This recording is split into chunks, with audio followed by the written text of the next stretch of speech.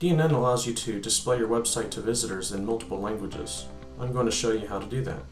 First, log in using a superuser account, and then go to the Settings menu and choose Extensions. DNN has many types of extensions available to you, and one of them is called Language Packs.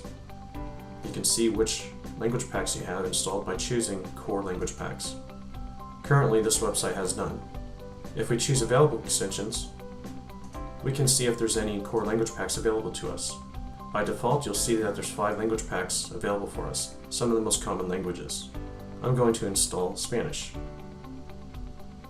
Just click Deploy. In a few moments, the language pack will download and start to install. Language packs install like any other extension. First, you'll see the package information, then you can click Next. If there are any release notes, you can review those if you'd like. Click Next. And if there's a license, you may accept this at this time, and then click Next. In just a few moments, the language pack will install itself, and you'll be able to review the steps that it followed in order to complete the installation. Or you can click Done, and your language pack will be installed. Now that you'll see that under Installed Extensions, Core Language Packs, Spanish is installed. Now let's go ahead and enable this language pack. In order to enable this language pack, we'll need to go back to the Settings menu and choose Site Settings. In Site Settings, you'll find a Languages tab.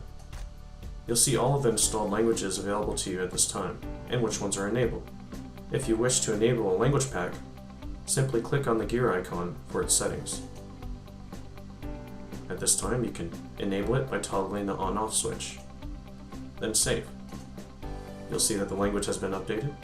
If we wish to change any of the labels or any other text in the language pack, we can click on this icon here for the respective language to begin editing those pieces of content.